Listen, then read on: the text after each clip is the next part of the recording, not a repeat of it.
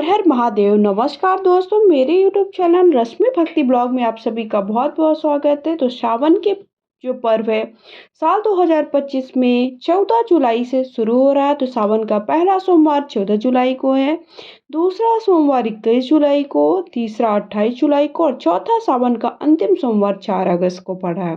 तो 4 सोमवार 2024 में पड़े। तो हमें पूजा के लिए कौन कौन सी सामग्री आवश्यक है। अगर आप कुंवारी कन्याएं हैं और विवाहित नहीं हैं, मनचाहा वर प्राप्त करना चाहती हैं, तो सावन का पर्व प्रारंभ होने वाला है।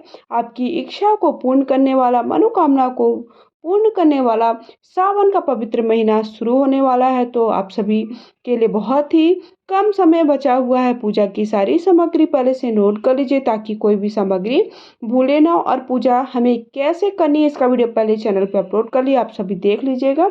अभी हम जानेंगे कि पूजा की कौन कौन सी सामग्री आवश्यक है, जिनके बिना हमारी पूजा अपूर्ण मानी जाती है। तो चलिए हम जान लेते हैं कि कौन कौन सी चीज़ें हमें चाहिए है और उससे क्या फल होता है। तो सबसे पहले हमें देखिए सावन की पूजा के लिए सामग्री, अगर आप पूजा घर पर कर रहे हैं तो थोड़ा विस्तार से हमें सारी सामग्री चाहिए रहती है। और अगर आप पूजा मंदिर में कर रहे हैं तो थोड़ा कम चीज़ें लेकर के हम जाते हैं, क्योंकि हमें इतना ज़्यादा भीड़ रहती है वहाँ पर, सभी भक्तों का मेला लगा होगा, तो वहाँ पर आपको बहुत अच्छे से पूजा करने को नहीं मिलेगा। तो सबसे पहले हमें सावन की जो पूजा के लिए सबसे पहले हमें शिव परिवार की कोई भी फोटो या तस्वीर चाहिए, जिसमें हमारे गणेश भगवान भी हैं, कार्तिकेय जी भी हैं, भगवान भोलेनाथ भी हैं, नंदी जी भी हैं। उसके साथ साथ हमें एक चौकी चाहिए है, उस पर बिछाने के लिए सफ़ेद कपड़ा चाहिए। उसके बाद इस तरह से रुद्राक्ष की अगर माला आपको मिल जाए तो वो ज़रूर ले लीजिएगा। नहीं मिलती है तो आप रुद्राक्ष एक भी मिल जाता है वो भी ले सकते हैं। इसके बाद इस तरह से हल्दी और सिंदूर ले लिया। अब आप पूछेंगे कि हल्दी सिंदूर मैंने लिया है, तो हल्दी सिंदूर मैं कार्तिकेय जी को, गणेश भगवान को और माता पार्वती को चढ़ाऊंगी। उसके साथ साथ अगर आप कलश की स्थापना करने जा रहे हैं, अगर कलश स्थापित करेंगे तो एक का सिक्का, हल्दी की गांठ, सुपारी, थोड़ा अक्षत, एक पुष्प डाल दीजिएगा। उसके बाद क्योंकि मैं कलश स्थापित करूंगी इसलिए मैंने पंच पल्लव ले लिया। अगर आप कलश नहीं यहाँ पर स्थापित करते हैं तो इसे आप स्किप कर सकते हैं। उसके साथ साथ हमें सावन सोमवार के व्रत की कथा ले लेनी है, क्योंकि कथा हमें सुनना बहुत ही ज़्यादा फलदायी होता है। तो कथा जरूर सुनिए, पढ़िए। नहीं पढ़ अगर आपके पास कथा की किताब नहीं है तो आपको आसानी से वीडियो चैनल पर प्रोवाइड करा दूंगी, तो वहाँ से आप कथा सुन सकते हैं। उसके साथ साथ अगर आपके पास समय है तो आप श्रावण मास के महत्व की कथा भी पढ़ सकते हैं। उसमें आप सभी को बताया जाता है कि कौन से दिन, जो सावन का प्रत्येक दिन है, प्रत्येक दिन का महत्व है, प्रत्येक दिन की पूजा व्रत करने से आपको पूर्ण फल मिलता है।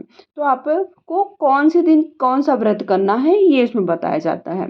तो वो भी आपको चैनल पे मैंने वीडियोस प्रोवाइड करा दिए हैं, वो भी आप सभी को मिल जाएंगे। आप सभी जाकर के देख लीजिएगा मेरे चैनल पे। उसके बाद हमें एक थाली ले लेनी है, उस पर एक लोटा मैंने ले लिया है। देखिए तांबे का ले सकते हैं, पीतल का ले सकते हैं।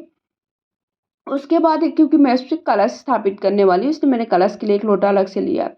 उसके बाद एक लोटे में जल भर के ले लीजिएगा। माना जाता है कि भगवान भोलेनाथ को अगर आप कुछ नहीं कर सकते तो सावन के प्रत्येक दिन आप भगवान भोलेनाथ को एक लोटा जल भी समर्पित कर देते हैं, तो आपको जो मन की इच्छा भगवान भोलेनाथ पूर्ण करते हैं।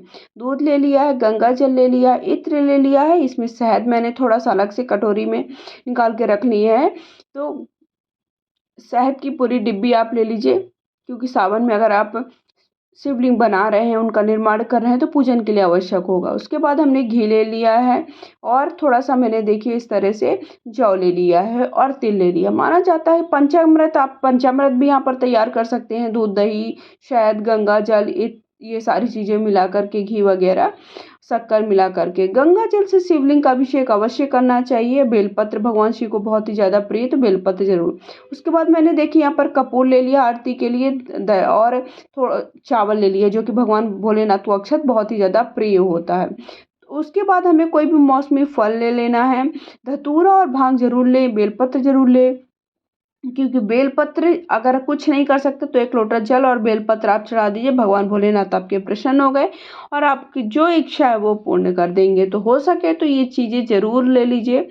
और साथ ही साथ देखिए मैंने यहाँ पर दुर्वा घास ले ली है, और इस तरह से देखिए मदार का पुष्प है, फल है, और यहाँ पर मैंने समी पत्र ले लिया है। उसके साथ साथ आपको आँख का मिल जाता है, और भांग का पत्ता मिल जाता, भांग मिल जाती है, तो ये भी आप सभी चीज़ें रख सकते हैं अगर मिल जाती। नहीं मिलती है तो देखिए, जो चीज़ें नहीं मिलती उसके लिए आप परेशान नहीं होइए, उसके बिना भी आपकी पूजा हो जाएगी। उसके बाद सफ़ेद पुष्प ले लीजिए, मैंने पुष्प ले लिए हैं कुछ, मौसमी फल ले लीजिए, जो भी हो सके वो मौसमी फल पूजा में शामिल कर लीजिए। उसके बाद हमें इस तरह से देखिए, मैंने आपको बताया है कि हमें ये रुद्राक्ष की माला लेनी है, अगर नहीं मिलती तो रुद्राक्ष भी अगर आपको एक मिल जाता तो वो भी आप रख सकते हैं। उसके बाद गणेश भगवान को विराजमान करेंगे पूजा में, आप चाहें तो नहीं भी कर सकते क्योंकि आपकी फ़ोटो में हैं, तो आप अलग से ना करिए। फिर उसके बाद मैंने देखिए, किसी भी पूजा में हमें घंटी लेनी है, और कलश बना रहे हैं तो कलश की सामग्री ले लीजिए, नहीं बना रहे तो आप इसे स्किप कर सकते हैं, आप एक लोटे में जल बस भर के रख सकते हैं।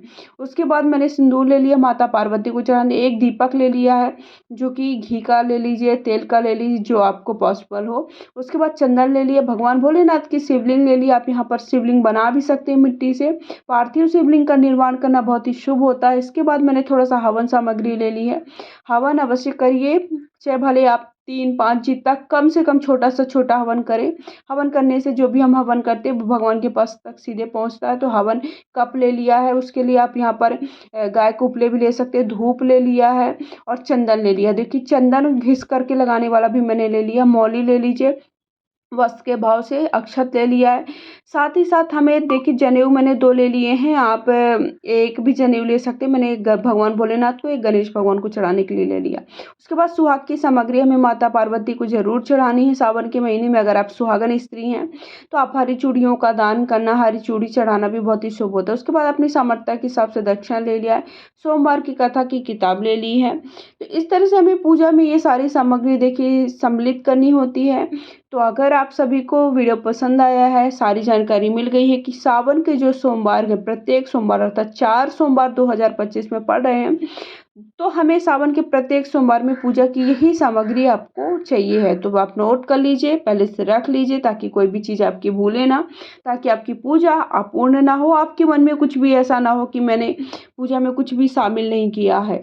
तो पहले से अगर नोट करके रख लेंगे तो आपको बिल्कुल भी मन में अशांति ना होगी। अगर वीडियो आपको पसंद आया तो कमेंट बॉक्स में जाकर हर हर महादेव अवश्य लिखें, वीडियो को लाइक शेयर कर, चैनल को सब्सक्राइब करना बिल्कुल भी ना भूलिएगा।